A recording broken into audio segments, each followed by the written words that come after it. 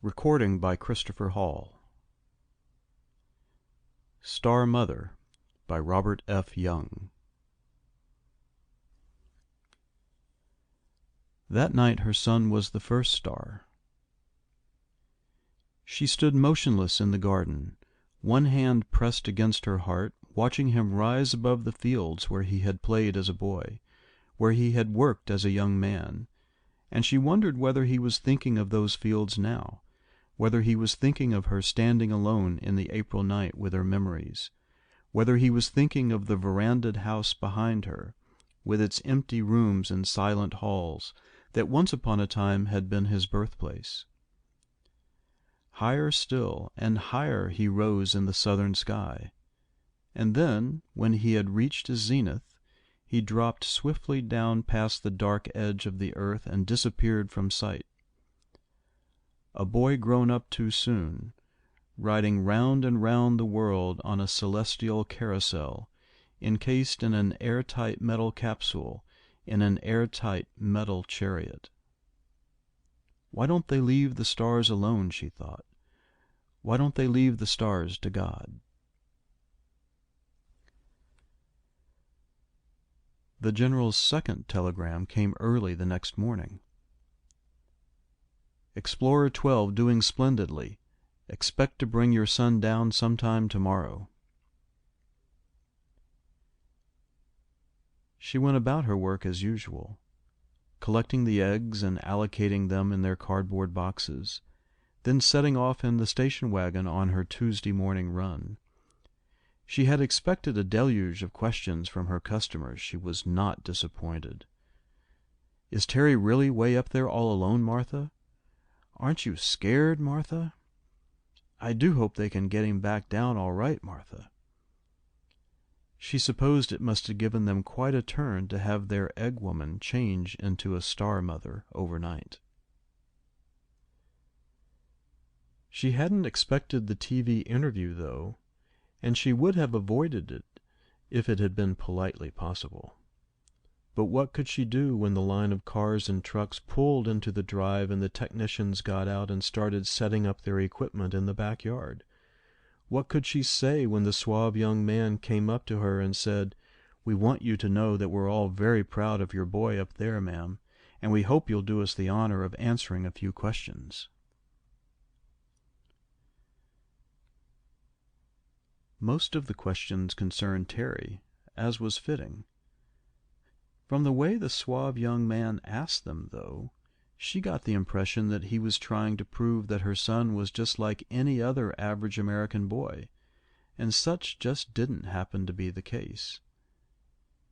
But whenever she opened her mouth to mention, say, how he used to study till all hours of the night, or how difficult it had been for him to make friends because of his shyness, or the fact that he had never gone out for football, whenever she started to mention any of these things, the suave young man was in great haste to interrupt her and to twist her words, by re-questioning, into a different meaning altogether, till Terry's behavior pattern seemed to coincide with the behavior pattern which the suave young man apparently considered the norm, but which, if followed, Martha was sure, would produce not young men bent on exploring space, but young men bent on exploring trivia. A few of the questions concerned herself. Was Terry her only child? Yes. What had happened to her husband? He was killed in the Korean War. What did she think of the new law granting star mothers top priority on any and all information relating to their sons? "I think it's a fine law. It's too bad they couldn't have shown similar humanity toward the war mothers of World War II." It was late in the afternoon by the time the TV crew got everything repacked into their cars and trucks and made their departure. Martha fixed herself a light supper, then donned an old suede jacket of Terry's and went out into the garden to wait for the sun to go down. According to the timetable the general had outlined in his first telegram, Terry's first Tuesday night passage wasn't due to occur till 9:05. but it seemed only right that she should be outside when the stars started to come out. Presently they did, and she watched them wink on, one by one, in the deepening darkness of the sky. She'd never been much of one for the stars. Most of her life she'd been much too busy on earth to bother with things celestial. She could remember when she was much younger and Bill was courting her, looking up at the moon sometimes, and once in a while, when a star fell, making a wish. But this was different. It was different because now she had a personal interest in the sky, a new affinity with its myriad inhabitants. And how bright they became when you kept looking at them! They seemed to come alive, almost, pulsing brilliantly down out of the blackness of the night. And they were different colors, too, she noticed with a start. Some of them were blue, and some were red, others were yellow, green, orange. It grew cold in the April garden, and she could see her breath. There was a strange crispness, a strange clarity about the night that she had never known before. She glanced at her watch, was astonished to see that the hands indicated 2 minutes after 9. Where had the time gone? Tremulously she faced the southern horizon, and saw her Terry appear in his shining chariot, riding up the star-pebbled path of his orbit, a star in his own right, dropping swiftly now, down, down, and out of sight beyond the dark wheeling mass of the earth. She took a deep, proud breath, realized that she was wildly waving her hand, and let it fall slowly to her side. Make a wish, she thought, like a little girl, and she wished him pleasant dreams and a safe return, and wrapped the wish in all her love and cast it starward. Sometime tomorrow, the general's telegram had said. That meant sometime today. She rose with the sun and fed the chickens, fixed and ate her breakfast, collected the eggs and put them in their cardboard boxes, then started out on her Wednesday morning run. My land, Martha, I don't see how you stand it with him way up there. Doesn't it get on your nerves? Yes, it does. Martha, when are they bringing him back down? Today. It must be wonderful being a star mother, Martha. Yes, it is, in a way. Wonderful and terrible. If only he can last it out a few more hours, she thought. If only they can bring him down safe and sound, then the vigil will be over, and some other mother can take over the awesome responsibility of having a son become a star. If only.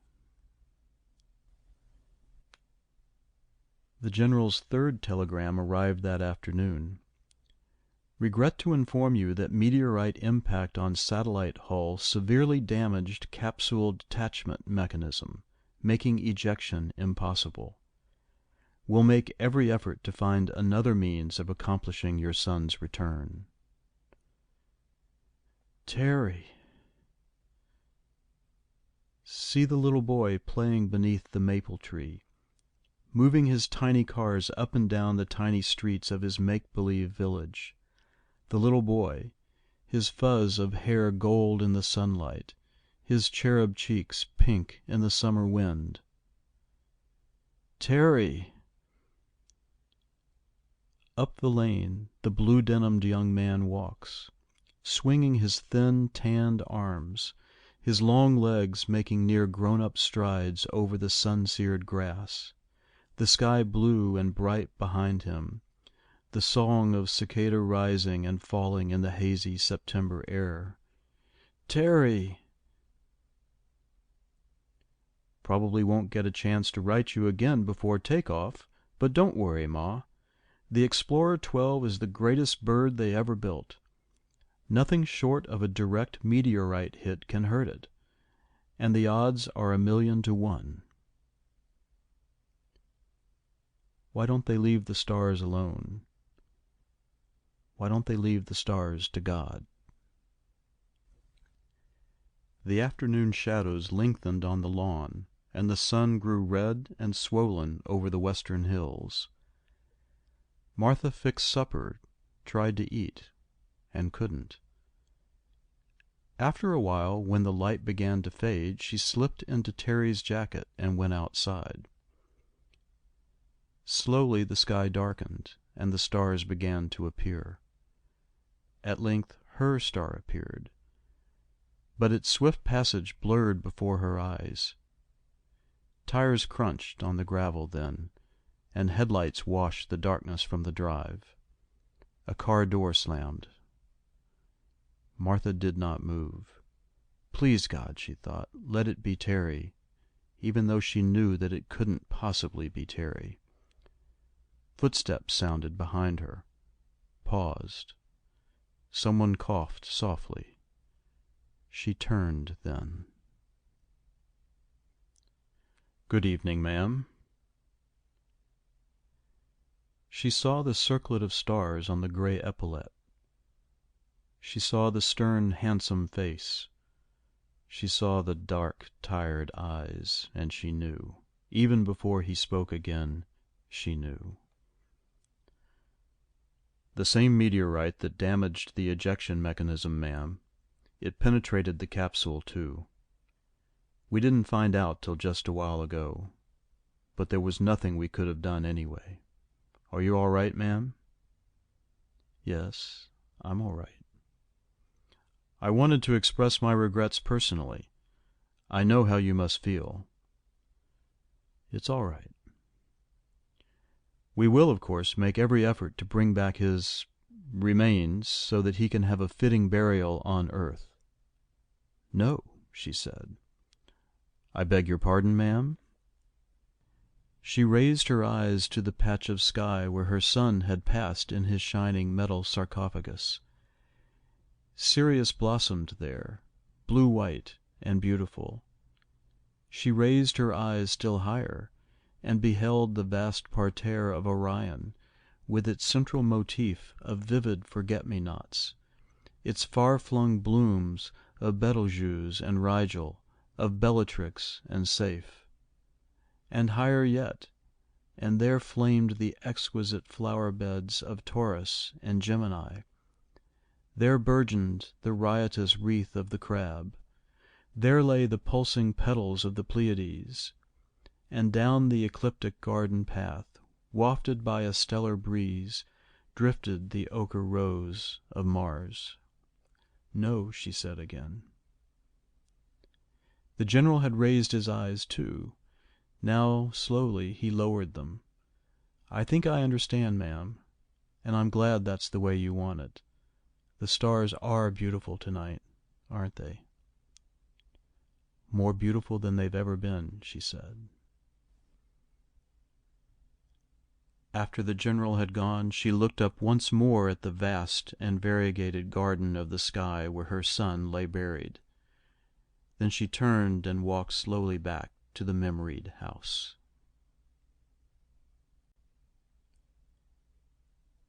End of Star Mother by Robert F. Young. Recording by Christopher Hall.